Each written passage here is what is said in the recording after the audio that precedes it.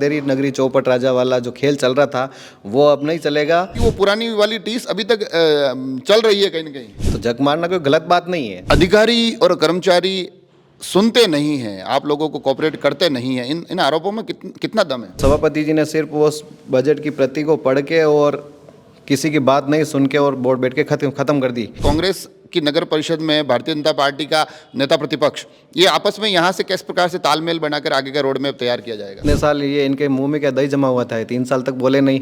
आपके पार्षद दीपक शर्मा ने कुछ आर्थिक अनियमितताओं के गंभीर आरोप लगाए। सत्ता परिवर्तन हुई तो कहीं ना कहीं नियम भी चेंज होंगे।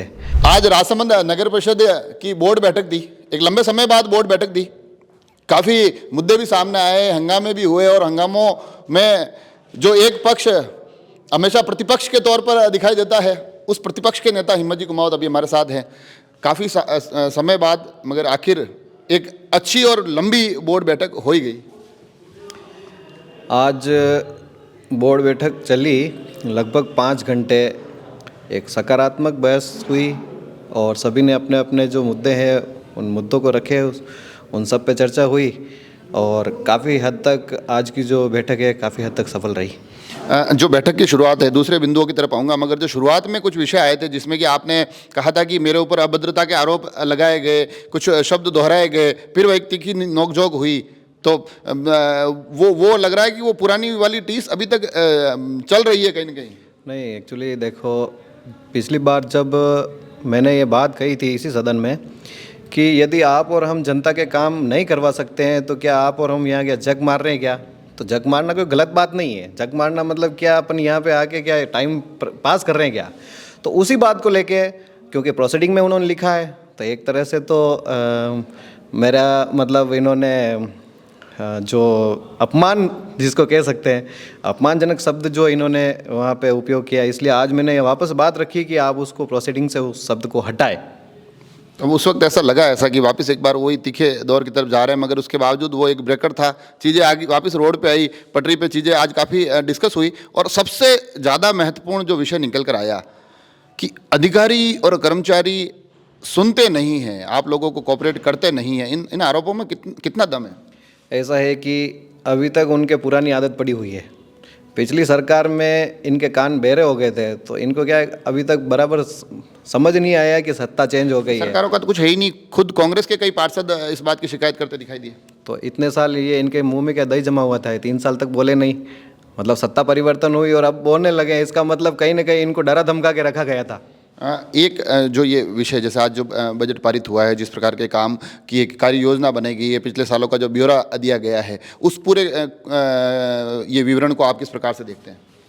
देखिए, बजट जो है प्रतिवर्ष 10% लगभग ऊंचा नीचा होता है, 10% बढ़ा के सरकार को भेजा जाता है। यहाँ ये कि सदन में बजट को रखना मतलब उस पर बजट पर चर्चा होनी चाहिए, और हमेशा 3 बार से जो बैठकें हुई उसमें सिर्फ यही है कि उस पर चर्चा नहीं करके और सभापति जी ने सिर्फ उस बजट की प्रति को पढ़ के और किसी की बात नहीं सुन के और बोर्ड बैठ के ख़त्म कर दी। उस समय सभापति जी सत्ता मद में बहुत लीन हो गए थे। अब इनको पता चला कि सत्ता परिवर्तन हो गई है, तो अब इनको चर्चा तो करनी है, जाएंगे कहाँ? तो चर्चा हुई उसमें कुछ, जैसे गणगौर का एक बड़ा मुद्दा निकल कर आया था कि भाई गणगौर की सवारी और ये तमाम जो उत्सव मनाते हैं, इनकी रूपरेखा कैसे तय की जाए। साथ ही जो अलग अलग वार्डों में जो राशि वितरण करने का है, ये तमाम चीज़ें साथ साथ चली। मगर उसके बीच में जो एक सबसे बड़ा मुद्दा है कि जो निकल कर आया उस वक्त, जब आपके पार्षद दीपक शर्मा ने कुछ आर्थिक अनियमितताओं के गंभीर आरोप लगाए। बिल्कुल, ये है कि जो इंदिरा गांधी शहरी रोजगार योजना में आज जो ये सदन से अनुमोदन कराना चाह रहे थे, उसमें काफ़ी हद तक उसमें अनियमितताएं पाई गई। तो उसमें हमारे पार्षद दीपक जी और मैंने खुद ने भी कहा कि इसकी जांच होनी चाहिए, और जब तक जांच नहीं होगी, पार्षद संतुष्ट नहीं होंगे, तब तक इसको सदन अनुमोदन नहीं करें। तो इसको अगली बैठक के लिए रखा गया, उसमें एक कमेटी बनाकर इसकी जाँच करवाई जाएगी, फिर बाद में रखा।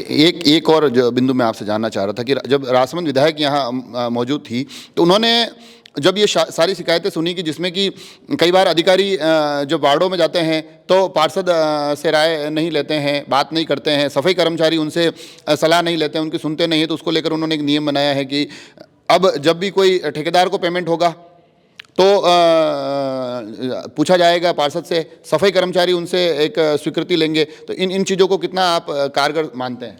देखिए, सत्ता परिवर्तन हुई तो कहीं ना कहीं नियम भी चेंज होंगे, और पहले पार्षदों की बिगड़ जानकारी के, पार्षदों को पता ही नहीं होता था कि कहाँ रोड बनानी है, कहाँ नहीं बनानी है, प्रस्ताव कहाँ के लिए, कहाँ बन गई। तो अब ये किया गया है कि वास्तविक रूप से क्या जो काम हुए वो गुणवत्तापूर्वक हुए नहीं हुए, उस वार्ड के जो प्रमुख लोग हैं, 5-10 जो प्रमुख लोग हैं और संबंधित वार्ड पार्षद है, वो अपने लेटर पैड पे लिख के देगा कि ये जो कार्य हुआ है उससे मैं संतुष्ट हूँ और ये लोग संतुष्ट है, उसके आधार पर उसका भुगतान किया जाएगा। पहले बहुत सारे ऐसे मैटर आज सदन में आए हैं जिसमें कार्य जो हुए हैं मुश्किल से 2-3 महीने ही नहीं हुए और वापस वो रोडें टूट गई, नाला कवरिंग किया वो टूट गया, और पार्षद के लिखित में शिकायत करने के बाद भी उनका पेमेंट कर दिया गया। मतलब कहीं ना कहीं भ्रष्टाचार तो हुआ है, इनके आपसी लेन देन का मामला करके इन्होंने भुगतान किया है। बाकी पार्षद के मना करने के बाद, लिखित में देने के बाद में भी अगर भुगतान होता है तो इसको आप देख सोचिए। ये विषय, आखिरी सवाल भी मेरा इसी को जुड़ा हुआ था, क्योंकि जो आपने कहा कि नाली कवरिंग और ये सब चीज़ें कही है, तो शहर में जितना अभी हमने अपने चैनल के माध्यम से भी एक सर्वे करने की कोशिश की थी, तकरीबन 70% जो कवरिंग है, जो फेरो कवर हैं वो या जालियां हैं, उनकी स्थिति ऐसी है कि वो मात्र 1 महीने या 2 महीने में ही टूट गई। अधिकांश जगह आपको ऐसा भी दिखाई देगा कि वहाँ काम दूसरी से तीसरी बार किया गया है, उसके बाद भी स्थितियाँ असंतुष्ट होने जैसी ही बनी हुई हैं। तो आपको नहीं लगता कि जब काम हो रहे होते हैं, भुगतान है, उस वक्त अधिकारियों की और कर्मचारियों की भी एक ड्यूटी होती है उस गुणवत्ता को चेक करने की, कहीं ना कहीं उसमें भी कमी रही है? अगर कोई 60 गार्ड का बात कर रहे हैं, उससे इतर भी अगर विचार किया जाए तो? ऐसा है कि जो टेक्नीशियन है, एक्सियन, AN, JN, इन सब का कार्य होता है कि वह मौके पर जाए, कार्य हो रहा है उसको देखें, उसके बाद उसकी गुणवत्ता की जांच की जाए, उसके बाद में भुगतान किया जाए। लेकिन यहाँ जब ऑफिस में बैठकर कार्य होता है, कौन जाए वहाँ पे और कौन क्या करे? जब ऑफिस में बैठ के काम हो, अंधेरी नगरी चौपट राजा वाला जो खेल चल रहा था वो अब नहीं चलेगा। अब भारतीय जनता पार्टी की सरकार है, इनको काम करना पड़ेगा, अच्छी तरह से करना पड़ेगा, गुणवत्तापूर्वक काम होगा, और जहां अनियमितताएं पाई जाएगी उनके खिलाफ कार्रवाई की जाएगी, एक्शन लिया जाएगा।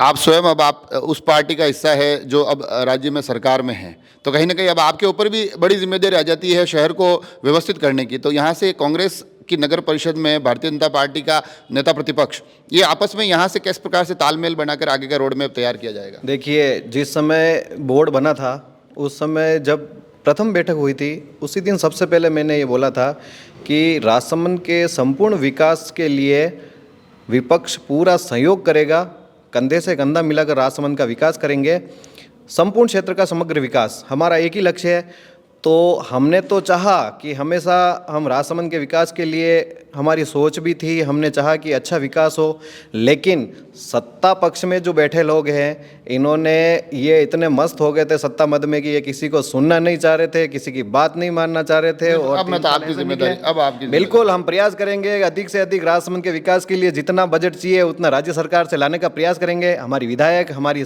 जो सांसद तो अब है नहीं, ठीक है ना, और भी बड़ी भूमिका में, तो बड़ी भूमिका में उप मुख्यमंत्री है हमारे, तो हो सकेगा पर्यटन के क्षेत्र में पर्यटन मंत्री है, पर्यटन के क्षेत्र में जो यहाँ संभावना है उन सबको तराशने का प्रयास करेंगे। पर्यटन मंत्रालय तो बहुत छोटी चीज़ हो गई, वो वित्त मंत्रालय है अब। बिल्कुल वित्त मंत्रालय है, तो जहाँ जरूरत पड़ेगी उस हिसाब से यहाँ से जो भी प्रस्ताव होंगे उनको बनाकर यहाँ से विधायक महोदया और सब मिलके हम प्रस्ताव भेजेंगे, और जहाँ जरूरत होगी जितना पैसा ला सकेंगे उतना राज्य सरकार से लाएंगे, और राजसमंद का विकास करने के लिए हम सब संकल्पबद्ध रहें। तो देखा आपने, राजसमंद के विकास को लेकर संकल्पबद्ध होने की बात हो रही है, मगर बातों ही बातों में यह भी कहा गया है कि अब स्थितियां बदलती हुई दिखाई देगी। जो विषय प्रमुखता से उठाया गया जिसमें कि आर्थिक अनियमितताएं या फिर जो गुणवत्ता, जिस प्रकार के काम हो रहे हैं उनकी गुणवत्ता पर लगातार सवाल उठाए जा रहे थे, उन विषयों की तरफ भी गौर किया है, और साथ ही एक विश्वास जरूर जताया है कि भाजपा कांग्रेस दोनों मिलकर राजसमंद की बेहतरी के लिए काम करेंगे। अब ये देखने वाली बात होगी कि ये विश्वास धरातल पर साकार होते हुए दिखाई देते हैं या फिर हर बार की तरह राजनीतिक दावे बनकर रह जाते हैं। जुड़े रहे राजसमंद एक्सप्रेस से, धन्यवाद।